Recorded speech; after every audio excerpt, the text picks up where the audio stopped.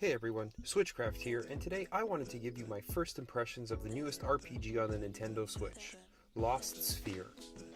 This is the second game from Tokyo RPG Studios, a division of Square Enix, designed to quickly pump out AA games and the spiritual successor to I Am Setsuna. Now, I picked up a physical copy which was only available by ordering from the Square Enix website, and is a great segue for a plug for another project I'm working on, where I make a case for the physical media in the video game industry. Hit subscribe and look for that to drop in the next couple of days. Anyways, back to Lost Sphear. And we'll begin with the visuals, which for the most part are pretty good. Whether you're traversing the overworld a la typical SNES RPG, or exploring or battling your way through any one of the subworlds, I've found in my first 3 to 4 hours through the game, I was left feeling very satisfied. Not in an okay, these graphics are just good enough kind of way, but in a drawing a near perfect circle freehand kind of way, and I want more.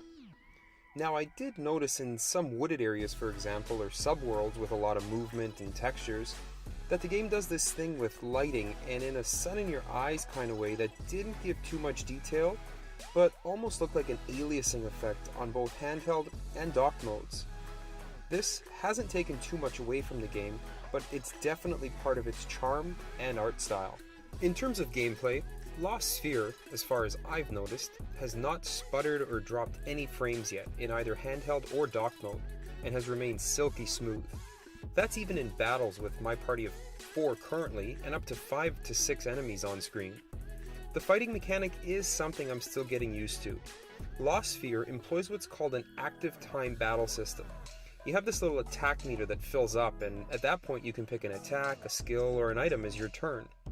The enemies, sub-bosses, and bosses appear to be on the same timer as well, and therein lies the rub. You can be in a heated battle and have seconds at a time where this mechanic isn't synced and have literally nothing happening. Combine that with a stationary camera, that can mean a less than ideal view of the battle, and it could leave something to be desired. On a macro level, Lost Sphear's gameplay is everything you'd expect from a division of arguably the most well-renowned RPG companies on Earth. I've already experienced satisfying character progression, item acquisition, and upgrades.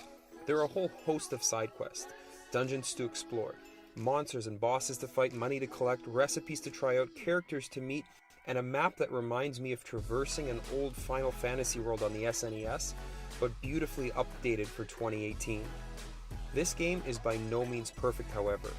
My issues with it are that, especially in the first hour or so of the game, there are a ton of cutscenes.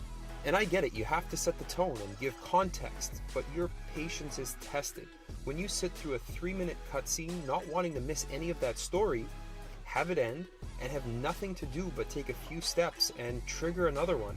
Annoying. What made this particularly frustrating was that the talking seems to be on the same delay mechanic as the fighting, if that makes any sense.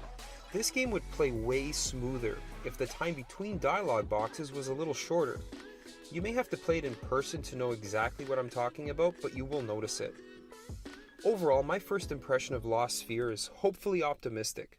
So far, I can tell you that this game is made by a company called Tokyo RPG Factory, and at times it seems like it was indeed made on a factory line. It doesn't take any risks, and so far, while I won't call it cookie cutter, it hasn't surprised me. But at the same time, I also can't say I want to put the game down. While I'm not hooked on the story yet, I'm excited to get back to this game, explore more of the map, level up my party's characters, see what awesome vistas are coming up, and spend more time in this beautiful world and its beautiful art style. If you hate RPGs, the first 3 to 4 hours of this game will not convert you. So far, it hasn't done anything particularly better than anything else out there. But if you're a fan of the classics, you'll no doubt notice the Chrono Trigger, early Final Fantasy, Xenogears, and even Dragon Quest influences. This game is not a AAA blockbuster and doesn't try to be. Considering this game is half the price of one of those AAA titles, there's definitely value there, and so far, unless you hate RPGs, I would recommend checking it out. But stay tuned for my complete review when I finish it. Time to wrap this up and happily dive back in. That's all for today, guys. Switchcraft out.